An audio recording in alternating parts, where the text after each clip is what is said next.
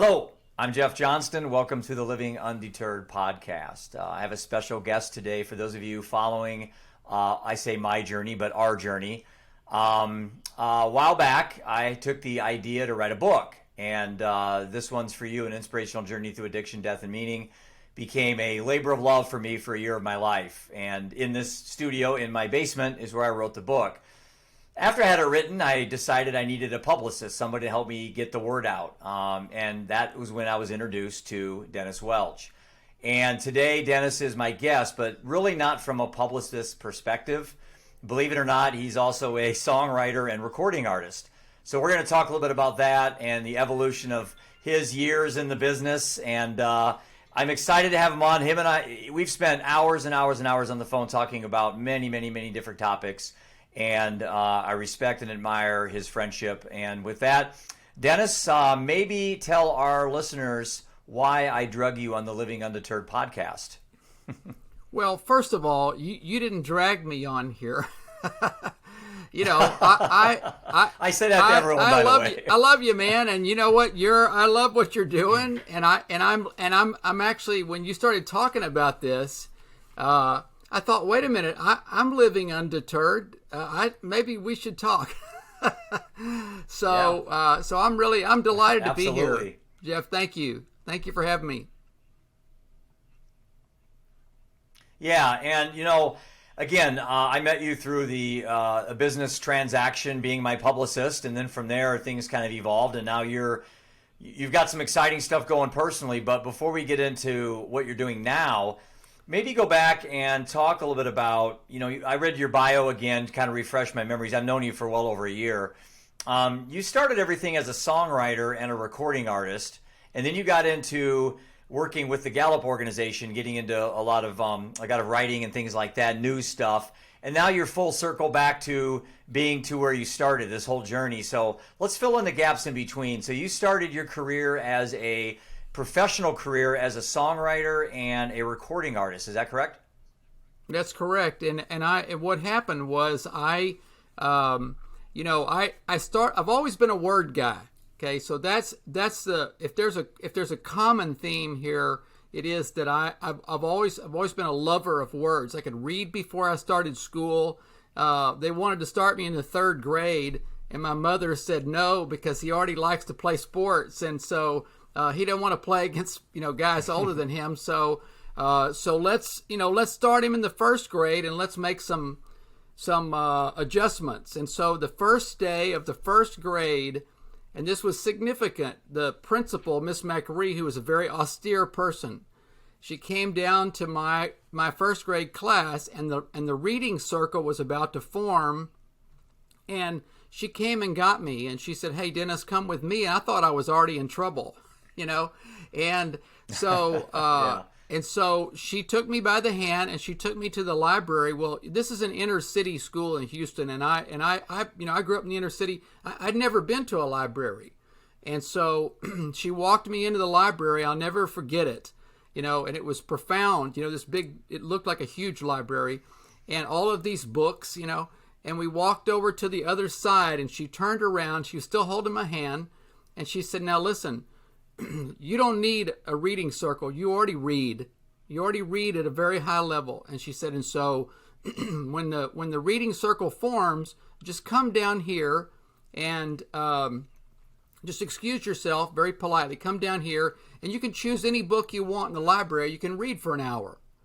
Well, that was amazing, because what that did is it made me fall in love with books. So I started, before I got out of elementary school, I'd read, 30 Seconds Over Tokyo and the Mickey Mantle story, all the works of Mark Twain and all of this stuff. Well, where that went, Jeff, is it went to, at some point in my late teen years, I just started writing songs, and I was like, where in the world is this coming from? I didn't even play an instrument at the time. And so I went out and got a musical instrument. What type of music? What type of music were you writing? Well, originally it was kind of gospel-y music. I grew up in the church, and but then after I did my first record, the second record was more of a rock album, and it was played kind of everywhere. It was played on album rock radio. It was played on Christian rock radio, even though it was not really a Christian rock record. And so I got right to the cusp of being of what happens. I was on the cusp of a big record deal and all that, but I had never toured the way the big guys tour, right? So we had two young sons at the time, and I get a call one day, and again, this was one of those events that you can't make happen; they just do. I get a call, and this manager of this band said, "Hey, my band's going out with Billy Squier on tour, and we need a technician, and here's what it pays, and I know you need the money, and so would you go with them and do this?" And so I did, and I lasted about 3 weeks is all. Every day the road manager would come in and say, "Hey, we've added 10 more dates to the tour," and I was thinking, that's 10 more days I got to call my kids and say, I don't know when I'm going to be home. And so anyway, I got all the way to Salt Lake City, and I called the manager and I said, "Listen, man, I can't do this." And he said, he goes, "Look, I love you." And he goes, "Sometimes the ladder of success is against the wrong wall. And so why don't you come home, and think about what you want to do with your life, but whatever you do, please don't stop writing songs, because you're a great songwriter, and I hope you'll always do that." So I came home and I went to work for the Gallup organization, first as a telephone interviewer. And, it was right when the company was changing from being a very well-known but not very profitable polling company to the big consulting juggernaut they became, with the big million-selling books and all that. So it was a great time to be there. So I started there, and then they asked me to be a manager, which I thought was a joke. And I wound up managing one of their interviewing centers, and then they found out I spoke Spanish, and so I started Spanish interviewing at Gallup. And then after I got my MBA, they said, "You know what, we need writers. Would you like to be a writer?" And well, yeah. So I did a little bit of everything with them, and it was all at a very high level, and it was so enjoyable. And then after 13 years of that, I got to work with John Maxwell. I had all these amazing things happen. I just knew it was time to leave, and I wasn't even sure what that meant exactly, And so I left to go to work for the publicist who broke all of those big Gallup books, and I was with her for 5 years, and then I started my company about 10 years ago. And so, and all that time, Jeff, I never stopped writing. I never stopped writing songs. I wrote a couple of books. That's what I was going to ask you. Yeah, that's what I was going to ask you, Dennis, is that this whole time at Gallup and the time you were I assume you were still writing and recording and playing and those type of things, because once it's in your blood, no matter what you're doing to collect a paycheck, you're still being pulled back to that area of your life. Yeah, absolutely. And people don't always understand when you're kind of feel called to something. Like, what are you doing? Dancing with the Stars is on. What are you doing in your room? And they're trying to figure out one lyric or whatever. Yeah. And so, but I never stopped. And I would occasionally, make a commercial recording and put it out for the few people that cared. And then I've been in this, my own publicity business, book publicity business, for about 10 years now. And I mean, the joke is that I'm on Medicare now, and here I am. 18 months ago, I started toward having a hit song sung by another artist. It became a #1 song, and now I'm doing my own record, and that whole story, we'll get to that. But so that's, a lot of it is what your show is about. I never felt deterred. I never had a lot of naysayers around me. I always had encouragers who were honest encouragers, that would say, "You know what, I don't think you should do this." But mostly they said, "Yeah, if that's what you think you're supposed to do, how can I help you do it?" And, most of us, I think, Jeff, don't have enough, positive helpers around us, and we can never have enough of those. It's when you find a passion in your life, or as I say with my situation, that a lot of what I'm doing today is passion driven because of a personal event that's happened to me. So you find your purpose. Your purpose becomes your passion when it gets personal. Well, I've had two close people I loved immensely die in 4.5 years, and so it's propelled me into this realm of learning and growing and talking. And I started the Living Undeterred project, and then we have this massive project next summer that by the time this plays, it'll be already announced. It's called the Living Undeterred U.S. Tour 2022. And I bought a 36-foot RV, and I'm going to every state in the United States for 92 days. And I'm meeting with people on mental health, substance abuse, and addiction. And we're going to raise over $1 million, of which half we're giving back to our venues that sponsor us, that support us. And the other half's going into my nonprofit, which my nonprofit came from the result of my son dying from a heroin overdose. So all this stuff kind of, I was talking to my key staff person today that's helping me run this project, Molly, which you know Molly, she's awesome. I sure do. And I said, all this came from my son's poor decision to think heroin was a good decision to put in his arm, or at least not a good decision, but didn't have the ability to say no. And it was laced with fentanyl, and he died.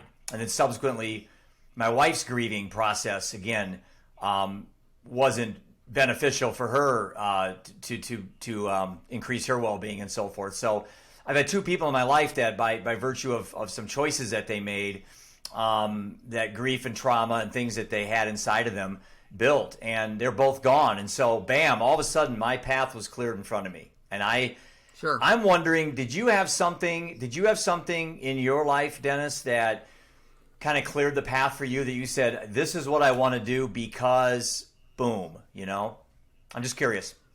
Well, first of all, there's a statistic out there, and I think you and I have talked about this before. For about 30 years, the Gallup organization has asked a question as part of their Q12, their engagement study they do in companies. And the question is, at work, I get to do what I do best every day. Only 1 person in 5 answers yes to that question. That means 80% of us are just doing stuff, right? And so, and part of it is that there's, as you know, there's a fear of failure that says, listen, I don't want to go too far out on the limb here, because if this doesn't work, what am I going to do? Well, I always had the opposite reaction to that. I'm like, you know what? I can fix failure, but I can't fix regret. I like when the music business, when I realized I couldn't tour like that because my kids were little, it felt like failure at the time. And I was in my 30s, and I thought, you know what, I'm going to be homeless or something, right? But that wasn't true at all. But here's what it turned out to be.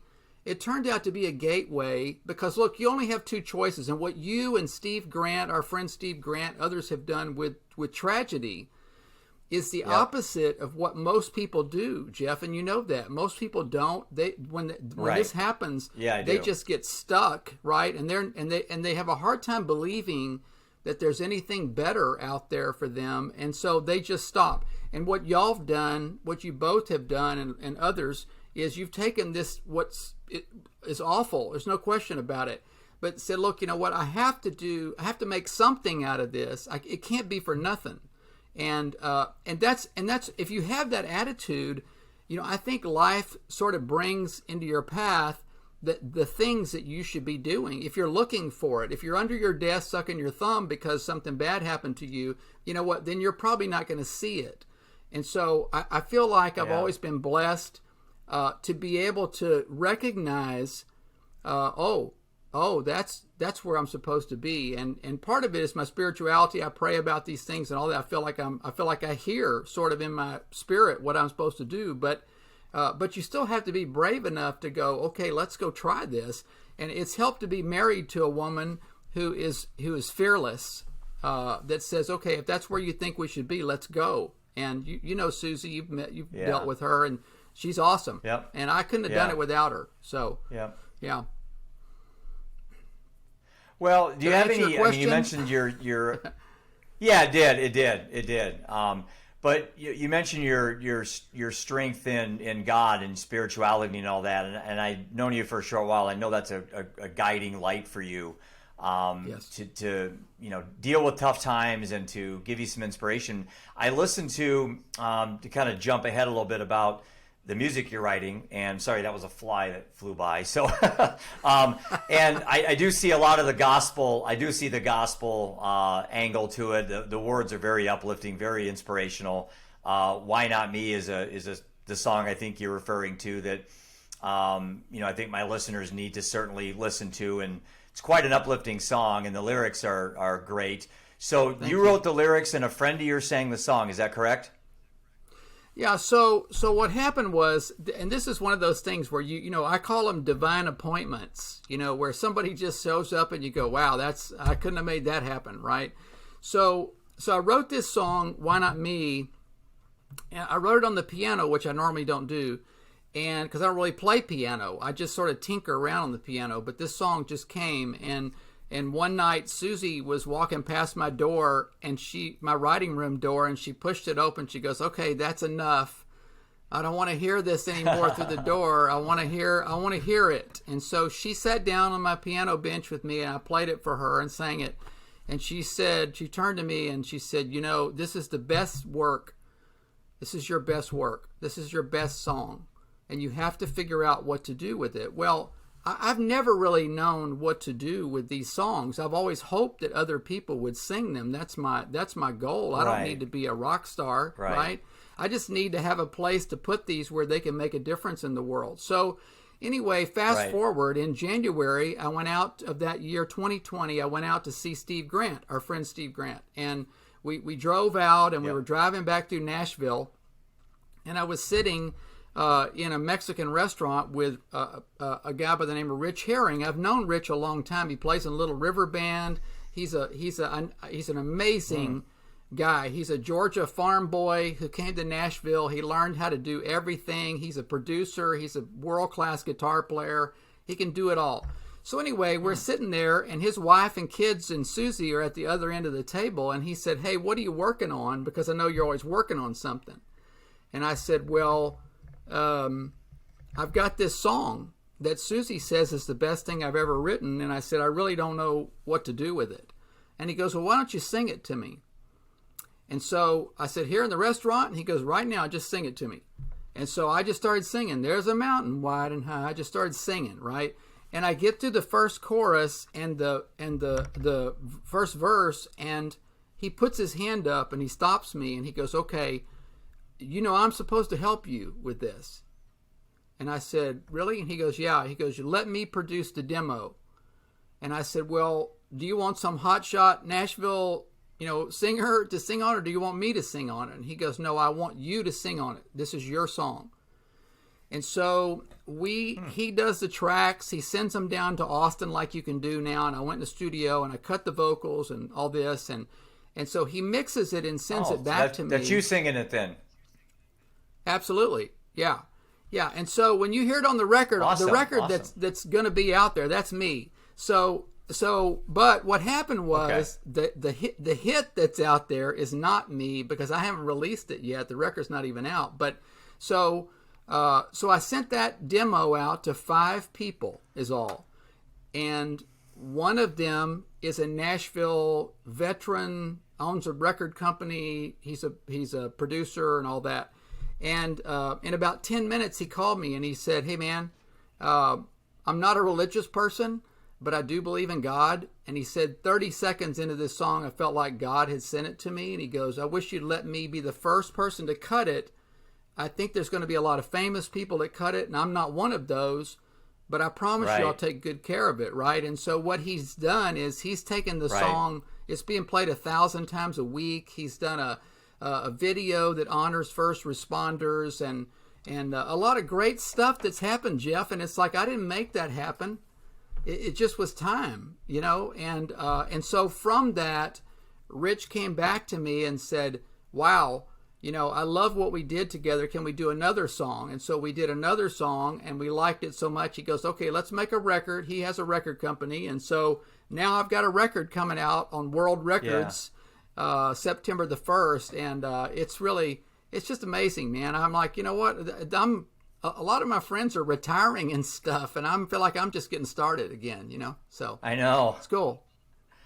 Isn't that funny how persistency and that undeterred mindset, someone could say, well, this was fate, it was destiny. Well, you created the fate and the destiny by doing what you did and writing hundreds and hundreds of songs over 4 decades.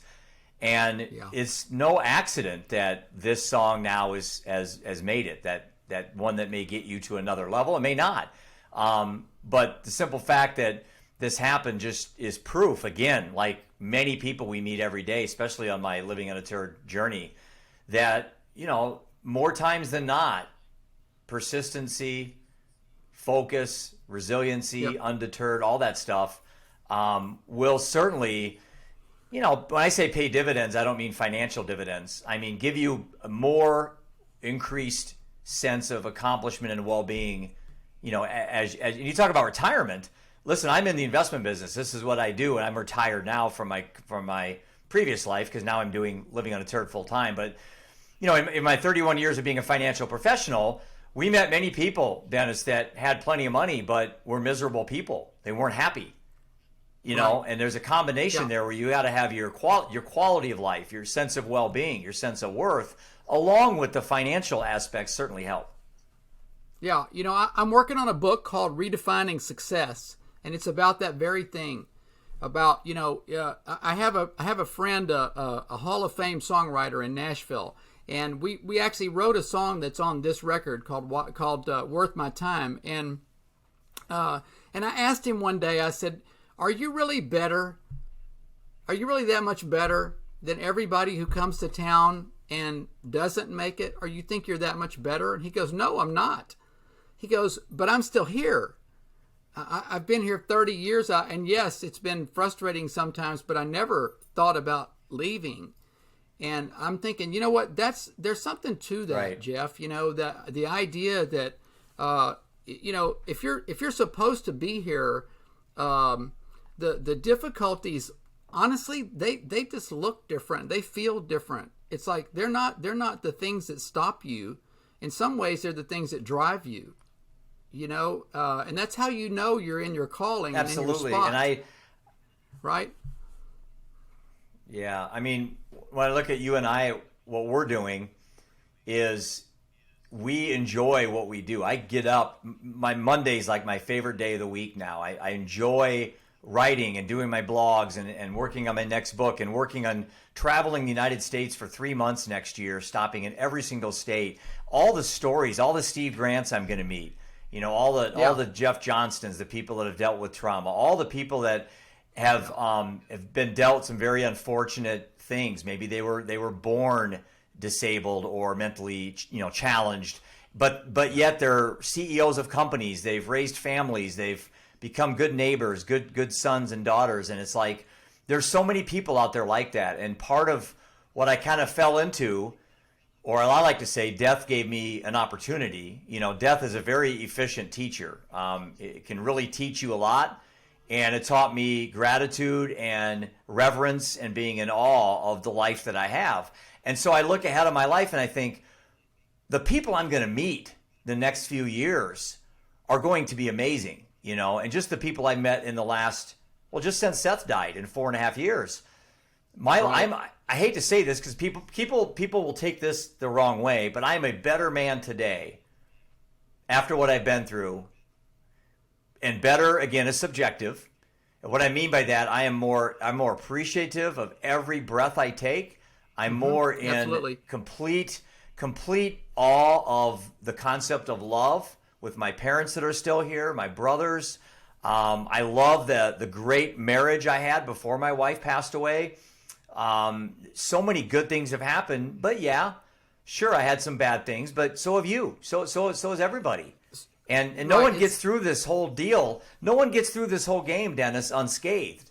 No, that's right. That's right. And look, the other thing I'll just say is that, one of the things about being undeterred is that it gives you a chance to see miraculous stuff that you wouldn't see if you're walking in the safe paths. You know, I'll give you one example. So years ago, my youngest son had some issues, and he wound up in jail. Okay, and I remember you telling me that. Yeah. And I went to see him. I was going down to the Harris County Jail to see him, and it was just it was just miserable.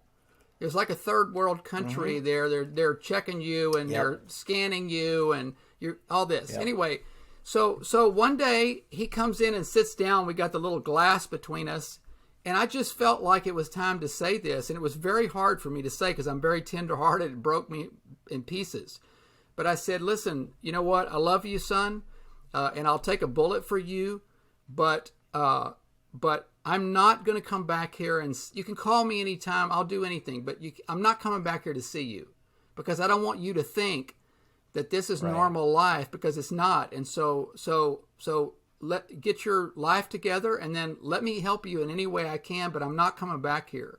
And so I went home. I was just torn up about it, right?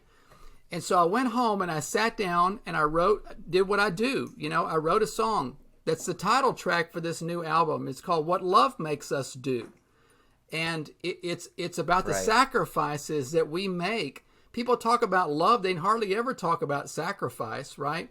And so here's what happened. This is just one miracle. So when we were working on this record, Rich calls me up and says, "So what's next?" And I said, "Well, I have this song. I've never sung it in public as far as I know, and I don't really know what to do with it.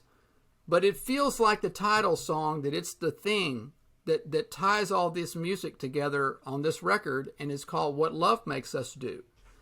And so I sent it over to him, and he asked me, he said, "So what do you want this song to be like?" I said, "Well, I don't know what to even tell you, like a movie, and it needs to set a mood." And it was kind of wasn't very helpful, right? And so he sends me back a basic track that was so beautiful, and then he sent it to one of Nashville's top like 1%er studio guys, Mike Rojas, and he tells Mike, hey, he kind of wants it to be like a movie. He kind of told him what I said, right? And then during all the snowmageddon stuff in Texas in the fall, in the spring and kind of winter, when all our lights were out, I get this track back on my phone, and it is just heartbreaking, beautiful. And here's the crazy part. You know, I called Rich and I said, how did you guys do this? Because this is what I heard 12 years ago when I wrote the song, and I didn't know how to make it sound like this.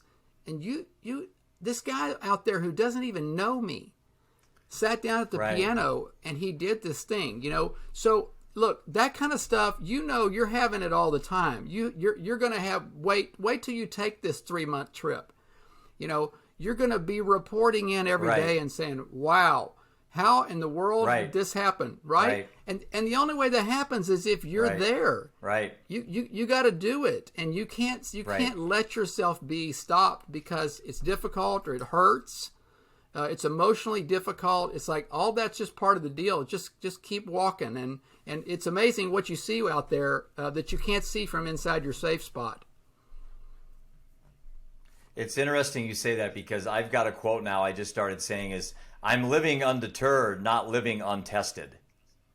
Right. That's and a great. What I mean by that, it is. So you know, living undeterred is not avoiding or blocking out. It's simply I'm tested. I mean, a couple weeks ago, I had a very difficult weekend in unpacking my wife's boxes. She had 7 boxes that, you know, I hadn't looked at these things in years, and the first box was my son and everything I dug in there and finding letters he wrote to me and letters my other 2 boys wrote to him when he was in prison. I called them boxes of doom, and then I'd get to the next box and it'd be our wedding pictures and our pictures of our children being born and vacations to Europe. And, you know, I wasn't prepared. I skipped my meditation and I skipped my exercise for a week. And I paid a price for that, Dennis. In that the lesson of this wasn't the contents of the box that sent me off. It was the contents of this box. And I wasn't prepared for what I knew was in the boxes was going to be upsetting. But by skipping my meditation for a week, I wasn't ready. And now I can go through those boxes. I meditated I added 10 minutes, so I do 20 minutes every morning. I can handle all that stuff now. I don't tie the emotional weight and baggage onto my thoughts like I used to. I less identifying with my thoughts is the way that I put it. Well, and look, if you're supposed to be doing something, all of the ancillary things around you, I hate to say this, they have nothing to do with what you wake up every day and go do. They shouldn't. Right. If you let them in and they stop you, that's a different issue. You need to deal with that. But I mean, if you're waiting for, in my case as a songwriter, just think how much heartbreak there is in songwriting, and people who don't get what you do. And I know. Publishers saying, I don't really understand what Right. you're doing, and all that stuff. And you know what? I don't care what they think. I'm doing the Right. things that I'm here for. And if at the end of the day, I leave this world and I've done things that I think are beautiful and that matter, then all of that stuff, even though it was difficult, it didn't keep me from writing 500 songs. And that's what you're doing. I mean, when you talk about this stuff, it tickles me because your facial expression changes. You obviously are right in the center of where you're supposed to be.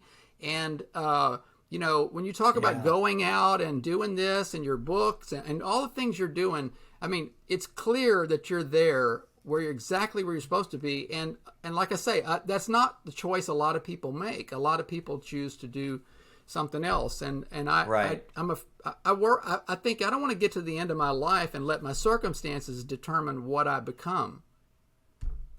Right? Absolutely. I like that. And music has been a huge part of my therapy. Now, I happen to be a heavy metal guy, so that's Iron Maiden and those type of bands. I grew up in the 80s, and so I can turn on a heavy metal album, and it brings out those feelings that maybe a country western song or a gospel song does to somebody else. And that's the beauty of music is it's whatever works for you, and that's why there's so many different types of music out there. That's right. Is that there's so many different types of humans. And you'll have to go listen to Maddie Renner. She was a guest on my podcast a few weeks ago. She is an up-and-coming star. She's from our high school up here. She's my business partner's daughter. She went to Belmont University in Nashville, and she graduated with she got one of the biggest honors at Belmont in their music writing program and stuff, and she is now in L.A. Matter of fact, Brock's driving her out this week as I speak, and she's going to be recording professionally and writing out in L.A. right now, and she's only 23. And she is awesome. But I bring this up because I bring this up for this point, Dennis, is I told her the other day, I said, Maddie, I can't go to your concerts anymore. I can't listen to your music. And she's like, why? And I go, because I cry every damn song. It's like, it just pulls at it does. It kills me, but it's like a drug. It's like, I love music like that brings you to your knees and makes you cry because that's what really a good song should do. A really good song should touch your soul. Yeah, it should. Songwriters should be saying for you what you can't say for yourself. And the best ones that we know and love, the Paul Simons and James Taylors and you name them, Iron Maiden, they're saying stuff for you that you couldn't say for yourself, and it's an amazing kind of it's mystical is what it is, I think. Yeah. So your new album's coming out, or is this your very first album? You've done lots of songs, but is this your first album? No. I've done 4 other records that are available finally because I'm a terrible self promoter. I can do it for you all day long, but I finally have all 4 of my previous records, out there on all the streaming services and all that stuff. But it's been 20 years since the last record, and I had no intention, by the way, of doing another commercial recording, and so it will hit all the streaming services and Amazon and Apple and all that stuff around September 1, and let me just add one kind of crazy thing. Okay, so Why Not Me? Tony Mentor's version of Why Not Me made the Grammy ballot early on. Did you know this? And it was in Song of the Year. Yeah, I think you had told me that. Yeah. And Country Song of the Year. You know what? When that happened, I'm like, this is like a joke. You know, I'm on Medicare. Did I mention that? Yeah. So yeah, but it's very cool, and so we're excited about this new record. We just finished the last 2 songs yesterday, I got the mixes yesterday, and I tell you, it's I'm very happy with it. That's all I can say. I'm just delighted with it. So, well, it's called What Love Makes Us Do. You're only as old as you think you are, Dennis. You know, that's a good way to look at it. I agree with that. And I feel 25 or 30 most of the time, but I hope I'm making better decisions. So something I wanted to ask you about too. We haven't talked about the books that you wrote. So why don't you tell our listeners, our followers, a little bit about some of the books that you've written? Well, I always intended to write a book, especially when I fell in love with books. But a few years ago, I was asked to write a series of short stories for the Houston Chronicle, and maybe 15 or 20 years ago now. And I wrote a story about my mother. She would take us, my 2 older brothers and I, to shop for our school clothes at the secondhand stores, and because we were kind of poor, and so she would put her hand on whoever's in the front seat when we get to the parking lot of these places, and she would say, "Listen, don't feel bad about shopping in these kind of places because a lot of rich people shop here." And so the short story was about how that as I got older, I realized that my mother, if the definition of wealth is great friends, a great mission in life, and a great name, she's one of the wealthiest people that I know. And so it turned out my mother still had never told me a lie. Rich people really did shop there. Well, there was this huge reaction to it. And so they want to know more about her. And she's a very funny, accidentally funny woman. And so anyway, I said, "Mom, listen, I'm going to write a book about our family. And I want to meet you every Saturday at your house. And I'm going to bring a recorder. And I'm going to spend 2 hours. And I'm just going to interview you. And then I'm going to write that story." And so Rich People Shop Here, the book is out. Came out right before, about 5 years before Mom passed away. And she was able, we had a big bash, book release bash, and it was amazing. And then I wrote a book about 7 or 8 years ago called So What Are You Saying? About the magic of choosing the right words and how to do that and stuff. And then I've got some other things working now. I've got a children's book that will go with Why Not Me, and it'll come out probably in the fall sometime. Yeah, and you know what? I feel like I've continued to put stuff in front of myself to do that I think are important, that I want to get done before I go, down the road, whenever that is. So there's at least probably, and the book about success, I'm definitely want to put that out next year. So anyway, I love it, and I don't know how many people will buy it, but I've heard, just like your book, I'm sure you've heard from people. It's the beautiful thing about books, and I'm sorry? Yeah, I was just going to say, what's next, I guess, for you? What's the next project that you're going to be working on?